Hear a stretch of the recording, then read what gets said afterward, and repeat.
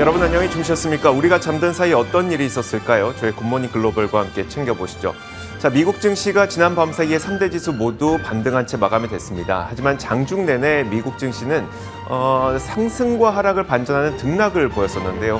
아무래도 상승 반전하긴 했습니다만 그래도 FOMC 회의 결과를 좀 지켜보자는 대기 모드 내지는 관망 심리 이런 것들이 시장에서 크게 작용을 했던 것으로 보입니다. 시장 전체적으로는 이 FOMC 회의 결과를 기다려보자는 이 관망 심리가 가장 뚜렷하게 작용을 했기 때문에 시장 전체의 어떤 분위기를 형성하지 못했는데요. 자, 이런 가운데 이 종목별로 실적을 발표했던 기업들은 크게 엇갈리는 모습들이 나타났습니다. 자, 대표적으로 산업 자동화 기계를 솔루션을 만들고 있는 로크웰 오토메이션이라든지 체그, 익스피디아 이런 기업들은 실적 발표와 함께 주가가 10% 하락하는 건 거의 우스울 정도로 굉장히 큰 폭의 급락을 보였고요. 자, 반면에 우리가 많은 관심을 갖고 있지는 않지만 그래도 캐탈란트라든지 워터스 코퍼레이션 이런 기업들은 개장 전 실적을 발표하면서 크게 급등하는 모습이 나타나기도 했습니다. 이 기업들 모두 S&P 500 기업들인데요. 자, 장 마감한 이후에는 우리가 많은 관심을 갖고 있는 여러 개 종목들의 실적이 발표됐습니다. AMD, 스타벅스, 그리고 리프트, 에어비앤비 이런 기업들의 실적이 발표됐는데 리프트를 제외하고 나머지 기업들은 시장의 예상치를 맞추거나 아니면 시장 예상치보다 더 뛰어난 실적을 발표하면서 대체로 이 시간을 거래해서 좀 상승하는 모습들을 보여주고 있습니다. 자, 그만큼 이제 FOMC 회의 결과가 아직 나오지 않은 상태이다 보니까 전체적인 분위기는 형성하지 못한 채 실적에 따라서 이 주가가 엇갈린 그런 움직임이 나타났던 하루로 보시면 될 것 같습니다. 자, 그렇다면 마감 분위기는 어땠는지 자세하게 살펴보도록 하죠. 전체린 앵커입니다. 네, 현지 시간 화요일 1시간 전에 마감한 미국 증시 오늘 시장 분위기 어땠는지 확인해 보겠습니다. 오늘 미국 증시는 내일 이뤄질 연준의 금리 인상 결정을 앞두고 소폭의 오름세를 나타냈습니다. 3대 지수 모두 장중에 몇 차례 하락으로 전환하기도 하는 모습이 연출됐었는데요. 이내 다시 상승권으로 되돌려 놓는 모습 확인이 됐습니다. 눈치를 많이 보면서도 등락의 폭이 그렇게 크지는 않은 오늘 시장이었습니다. 자, 무엇보다도 오늘 주목한 것은 내일 있을 FOMC 회의 결과가 되겠고요. 여기에 대한 경계감이 작용하는 하루였습니다. 일단 내일 FOMC 회의 결과 두 가지는 기정사실화가 되어 있죠. 첫 번째로 금리를 50bp 올릴 거다라는 부분, 그리고 9조 달러에 이르는 대차 대조표를 월 950억 달러씩 축소할 거다라는 부분입니다. 다만 시장에서 경계하고 있는 부분은 연준이 미래에 더 공격적으로 나올 수 있겠느냐, 그런 시그널을 내일 파월 의장이 줄 것이냐 하는 부분입니다. 내일 나오는 결과를 확인해 보셔야겠고요. 이런 경계감을 반영해 미국의 국채 수익률은 오늘도 상승세를 이어가고 있습니다. 10년물 금리 어제 2018년 만에 처음으로 3%를 돌파한 이후에 2.9% 다시 안정세를 찾은 이후에 종가를 형성했었는데요. 오늘도 거기에서 7bp가량 오름세를 이어가고 있습니다. 2.97%까지 바짝 다가서 있는 모습 확인이 되고 있고요. 또 중앙은행 통화정책의 영향을 더 다이렉트하게 받는 2년물 금리 역시도 현재 5bp가량의 오름세 2.75% 수준에서 거래를 이어가고 있습니다. 자, 그럼 이런 분위기 속에서 종목별로는 어떻게 등락 현황이 나뉘고 있는지 확인해 보겠습니다. 섹터별로는 오늘 S&P 500의 11개 섹터 가운데 9개 섹터가 상승불을 켜주고 있습니다. 우측 상단에 위치해 있는 임의 소비재 그리고 필수 소비재만 제외하고는 9개 섹터가 모두 상승불을 켜주고 있는데요. 아무래도 이 임의 소비재와 필수 소비재, 여행 관련주들 그리고 화장품 대장주인 에스티로더가 실적 발표 이후에 급락한 여파로 약보합 정도 수준에서 마감이 됐습니다. 그 외에는 전부 상승한 가운데 에너지 섹터 그리고 여기 좌측 하단에 위치해 있는 금융 섹터가 지수 상승을 주도해가는 모습이었습니다. 에너지 섹터 안에서는 모든 종목들이 2%에서 4%가량의 상승률을 기록해줬고요. 대본에너지의 견고한 실적에 따라서 투심이 강하게 살아났습니다. 산업 섹터 내부에서는 GE 그리고 보잉의 주가가 3%대 급등하면서 역시나 섹터의 상승률을 지지해주는 모습이었고요. 바로 옆에 헬스케어 섹터로 옮겨가서는 화이자의 주가가 2% 10% 가까운 상승세를 오늘 시연해줬습니다. 기대 이상의 실적을 개장 전에 발표해줬습니다. 241억 달러의 매출에 1.62달러의 주당 순이익을 달성해줬는데요. 모두 컨센서스를 웃도는 수치였고요. 다만 문제는 가이던스였습니다. 이 먹는 코로나 치료제 팍스로비드의 연간 매출이 당초 제시했던 전망보다 낮을 거다라는 관측을 오늘 제시했습니다. 그러면서 프리마켓에서는 하락세를 보이기도 했지만 정규장에서는 이렇게 양호한 흐름을 보여줬습니다.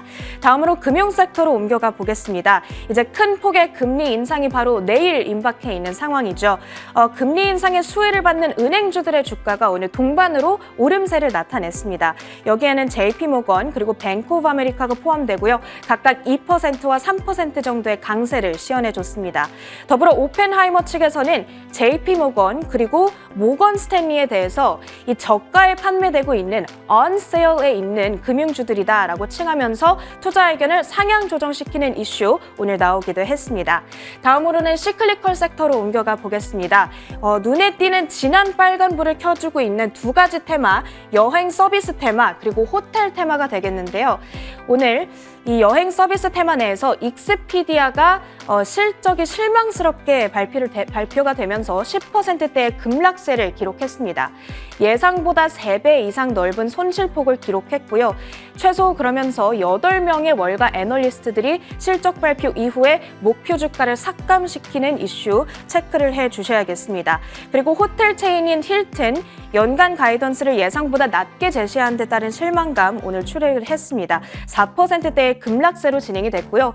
그런가 하면 이와는 상반되게 진행이 되는 에어비앤비의 실적 조금 전에 장 마감 후에 전해졌습니다. 여행 수요가 크게 늘어나면서 매출이 70% 급증했다라는 결과를 전해주고 있는데요. 잠시 후 애프터마켓에서 자세한 내용 정리해드리도록 하겠습니다. 자, 그런가 하면 스타벅스 오늘 정규장에서는 실적 발표를 앞두고 1%대의 하락세를 가리켰습니다.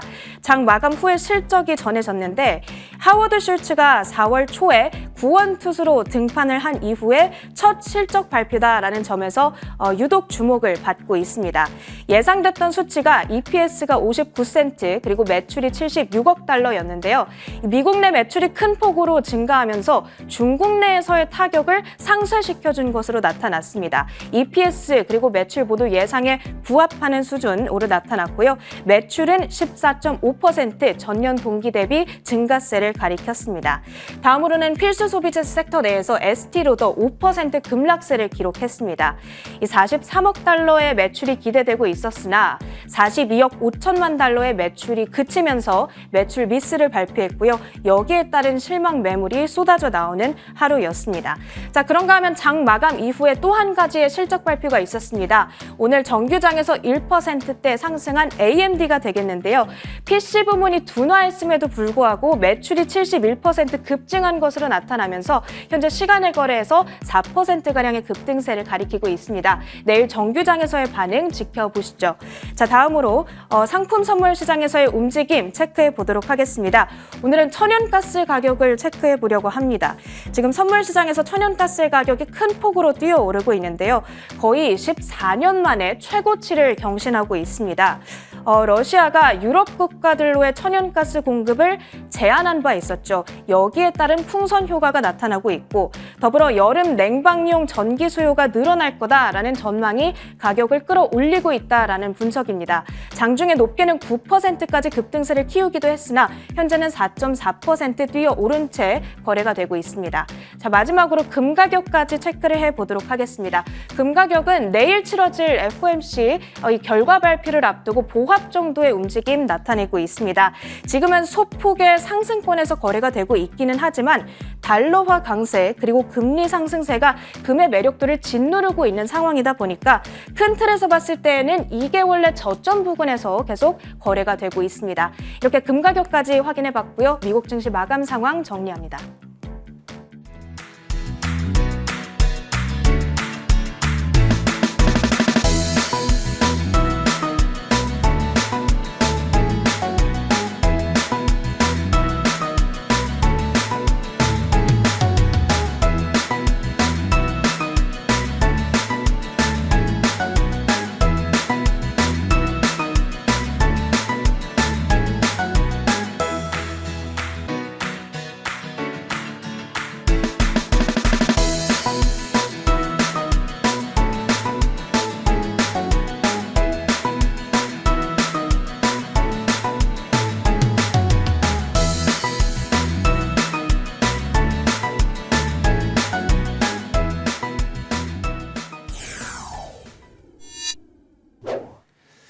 지난밤 사이 미국 시장에서 떠올랐던 여러 가지 이슈들 살펴보도록 하겠습니다. 애프터마켓 시간이고요. 신한금융투자 WM 리서치부 최진석 팀장 나오셨습니다. 어서 오세요. 안녕하십니까? 네, 안녕하세요.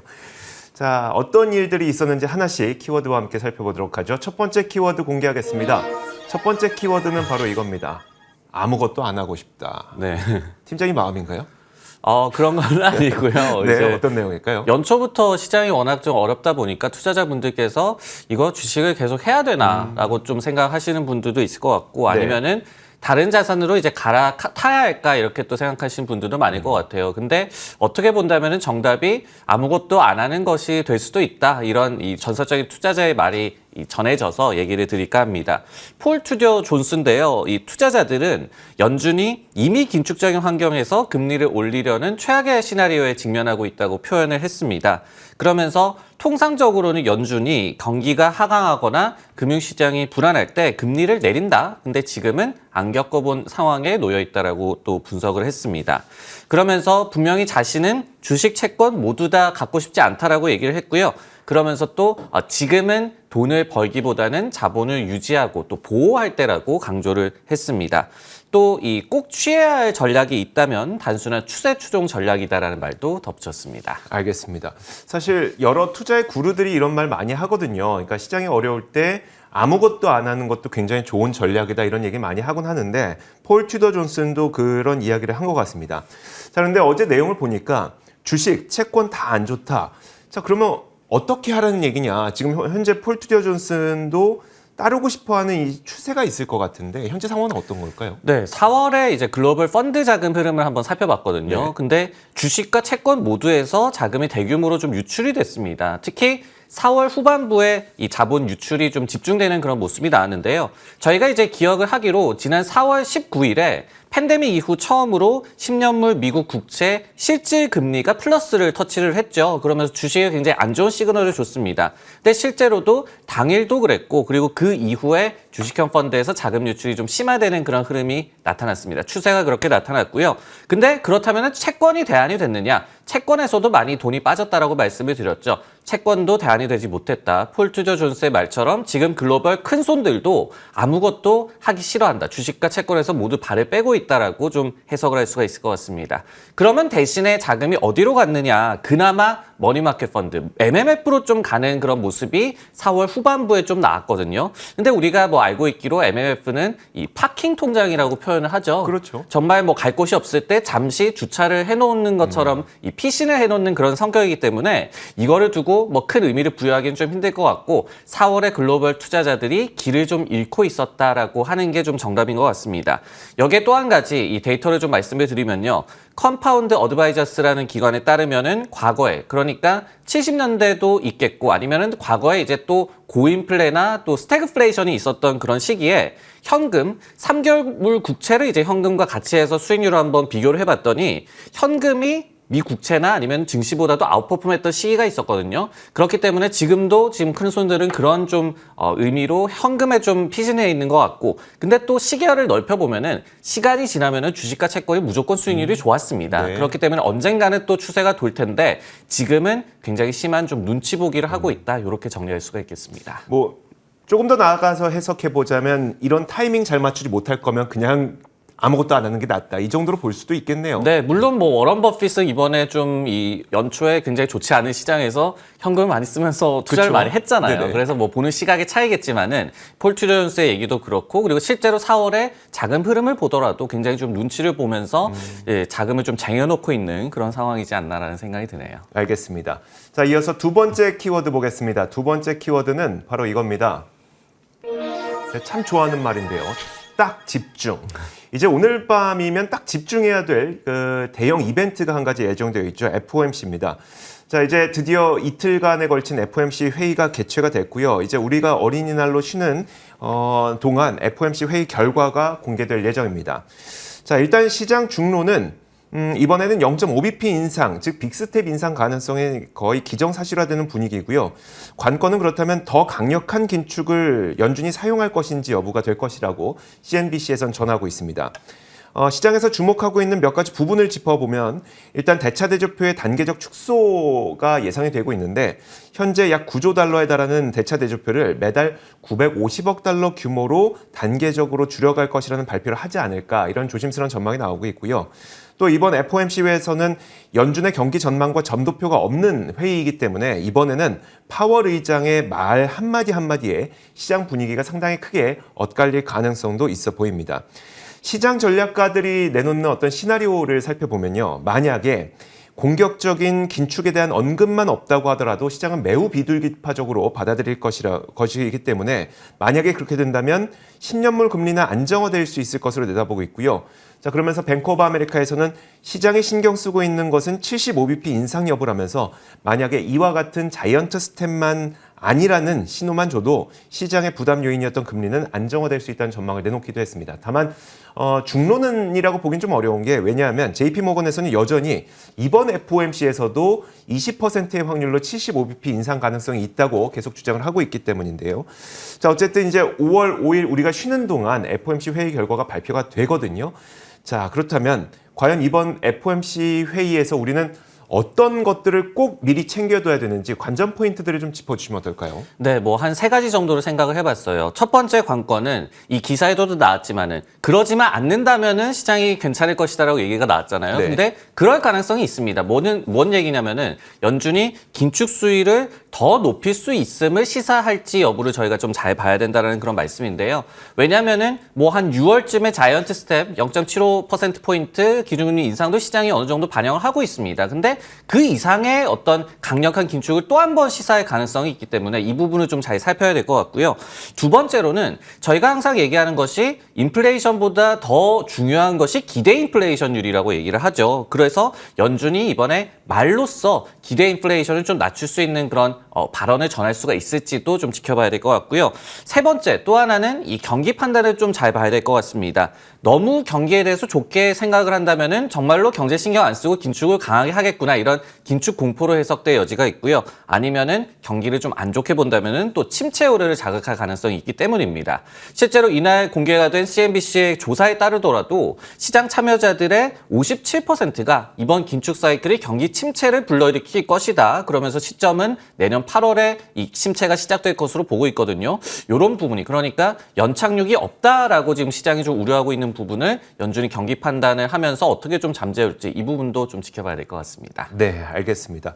자, FOMC 관전 포인트 잘 챙겨가시길 바라겠고요. 이어서 다음 키워드 보겠습니다. 다음 키워드는 바로 이겁니다. 보시면요. 다 같이 망하자라는 키워드인데 이게 발음 조금만 잘못하면 네. 큰일 날 소리예요. 근데 영어로 맹하자라는 거죠. 네, 그렇습니다. 뭐 이 다 같이 망하자라고 얘기를 하면 보시는 분들이 드디어 저 사람이 시장이 하도 안 좋다 보니까 정신이 어떻게 됐나 이렇게 생각을 하실 텐데 그러니까요. 지금은 망해야 하는 시점이다라는 그런 좀 흥미로운 분석이 나와서 전해드릴까 합니다. 진짜 근데 망하자는 당연히 아니고요. 망 주식, MANG 주식을 해야 할 때라는 그런 분석이 나와서 소개를 해드릴까 하는데요. 제프리스라는 기관에서 이제는 빵 그리고 마이크로소프트가 아니라 망 그러니까 마이크로소프트, 애플, 엔비디아, 알파벳이 더 낫다라는 분석을 제시를 했습니다. 이유는 재무 상황도 그렇고요. 그리고 어닝스 일드 저희가 1년간의 EPS를 주가로 나눈 그런 수치가 되는데 이거랑 또 잉여 현금흐름 FCF 지표가 이 기업들이 더 우월하다. 그렇기 때문에 금리 상승기에는 빵보다 낫다라는 그런 분석을 제시를 한 겁니다. 주요 대형 기술주는 뭐 너나 할 것 없이 올해 모두 다 좀 하락세를 띠고 있죠. 다만 메타나 아마존 그리고 넷플릭스는 위의 조건 그러니까 뭐 재무 상황 등의 그런 점수에서 이런 망 주식보다는 좀 낮게 책정이 됐다라고 제프리스에서는 얘기를 했습니다. 제프리스에서 이런 얘기를 했다는데 국내 투자자분들을 의식한 걸까요? 이 망이라는 단어가 우리나라처럼 자극적으로 느껴지는 곳은 없을 텐데. 그때 어쨌든... 뭐 뱅크 오브 아메리카 맹고 이런 것도 있었잖아요. 그러니까요. 그래서 그런 것과 뭐 비슷한 것 같은데 그나마 망고는 다른 국가에서도 쓰지만 그냥 저만 그렇게 생각한 것 같은데요. 망하자 이렇게. 저도 비슷하게 생각했거든요. 네. 어쨌든 이제 이 가운데 그럼 뭐에 우리가 한번 집중을 해볼 것이냐. 저는 그 가운데서도 엔비디아, 이 반도체 대장주인 엔비디아 고점 대비 지금 40% 이상 하락했잖아요. 살 때인가 월가의 분위기는 어떨까요? 네, 빵 플러스 이 마이크로소프트와 가장 이제 대비되는 것이 엔비디아가 속해 있다라는 네네. 거죠. MANG로 봤을 때. 그래서 엔비디아에 대해서 좀 얘기를 해보자면은 엔비디아가 이 기업들 가운데서는 아마존 다음에 밸류에이션이 높습니다. 포워드 PR이 그래도 30배를 넘고 있기 때문인데 하지만은 제프리스에서는 대부분의 항목에서 양호하다 이렇게 분석을 하고 있고요. 월가에 최근에 이제 엔비디아 관련된 좀 분위기를 보면은 변함없이 뭐 실적이라든지 그리고 성장성에 대해서는 신뢰도를 좀 보여주고 있어요. 하지만은 경계감도 조금은 내비치고 있다. 그래서 시장에서도 이를 좀 반영을 해서 주가가 아직까지도 좀 본격적인 반등을 못하고 있다. 이렇게 좀 볼 수가 있을 것 같습니다.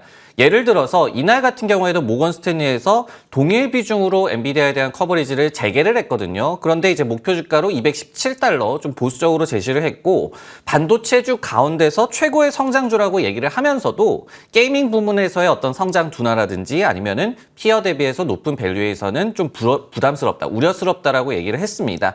이것 때문에 엔비디아에 대해서 시장의 눈높이가 계속 높아지고 이거를 충족시키기가 좀 힘들어지고 있다. 이렇게 또 경계감을 내비치는 투자 의견도 제시가 됐습니다. 네, 알겠습니다.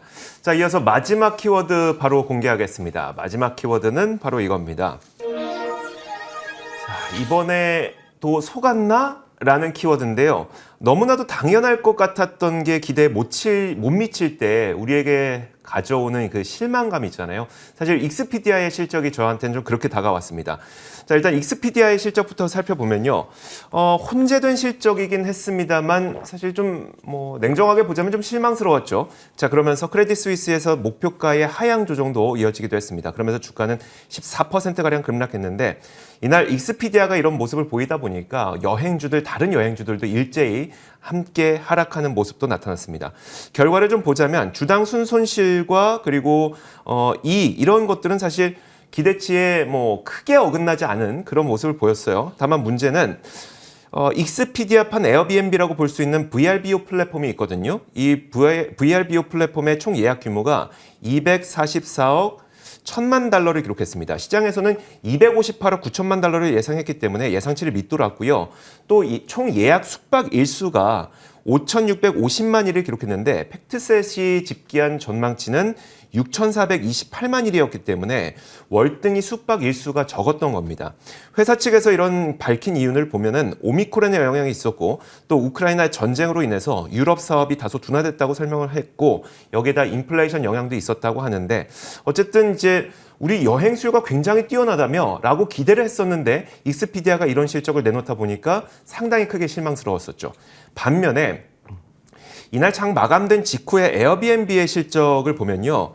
에어비앤비도 사실 익스피디아 때문에 장중에는 급격한 하락을 보이긴 했지만 이 실적은 상당히 좋았습니다.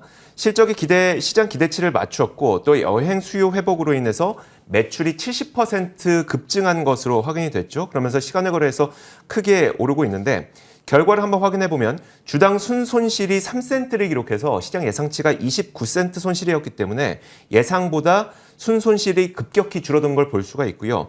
매출도 15억 1천만 달러를 기록해서 시장 예상치를 상회했습니다. 자, 1분기 동안 숙박 및 체험 예약 일수가 1억 210만 건을 기록했는데요. 시장 예상치를 뛰어넘었고 또 4월 말 기준으로 여름 여행 시즌에 대한 예약이 이미 2019년 같은 기간에 비해서 30% 이상 높다고, 그러니까 팬데믹 이전에 비해서도 이미 여행 시즌의 예약 건수는 30% 이상 높다고 밝혔습니다. 또 리오프닝으로 많은 근무자들이 사무실로 돌아가고 있지만 여전히 하이브리드 워킹은 계속 진행되고 있는 것으로 보이는데요. 28일 이상, 즉 한 달 이상 장기 숙박 고객이 전체 예약 가운데 21%를 차지하는 것으로 확인됐습니다. 자, 같은 여행주지만 좀 서로 다른 실적을 보였어요. 이 익스피디아, 에어비앤비에 대해서 월가에서는 어떻게 보고 있을까요? 네, 예전에 이제 코인 리플과 관련해서 리또속이라는 얘기가 있었잖아요. 네네. 리플 또 속냐 이런 그러니까요. 얘기였는데 리오프닝 또 속냐, 리또속이라는 또 말을 할 수가 있는 여행 관련 업체들이 좀 엇갈린 시점인 것 같은데 익스피디아와 에어비앤비 좀 따로따로 얘기를 드리자면은 일단 익스피디아는 자신들의 실적은 나쁘지가 않았습니다. 특히 이제 경영진에서 여름까지도 강한 여행 수요의 회복이 기대된다라는 또 언급을 했기 때문에 긍정적인 좀 결과였는데요. 하지만은 이날 급락을 했죠. 역시 힐튼의 실망스러운 가이던스도 한몫을 했다라고 해석들이 좀 나오고 있고요. 에어비앤비가 이제 시간을 걸어서 또 급등을 했기 때문에 내일장에서 또 급등을 할지 좀 지켜봐야 될 것 같습니다. 에어비앤비 같은 경우에는요, 사실은 발표하기 전부터 실적과 가이던스가 어떤 최근의 주가 부진을 좀 깰 수가 있을 것이다. 반등을 기여를 할 수가 있을 것이다라는 분석이 좀 많았는데요. 예를 들어서 시티그룹 매수 의견과 지금 목표 주가 $200를 제시를 하고 있는데 팬데믹을 통해서 성장을 했고 이 수익성도 좋아졌다. 그리고 대안형 숙박이라는 쪽에서도 이제 저변이 계속해서 넓혀지고 있다라고 그렇게 주목을 했습니다. 에버코어 같은 기관에서도 총 예약 그리고 매출 이 수치에 대한 추정치가 좀 보수적이다라고 분석을 하면서 실적 비트를 기대를 했었기 때문에 뭐 이런 좀 높은 기대치에 부합하는 긍정적인 에어비앤비 실적이라고 볼 수가 있겠습니다. 네, 알겠습니다. 자, 이렇게 지난 밤 사이에 있었던 여러 가지 일들을 저희가 총 4가지 키워드와 함께 살펴봤습니다. 애프터마켓이었고요. 신한금융투자 WM 리서치부 최진석 팀장이었습니다. 고맙습니다.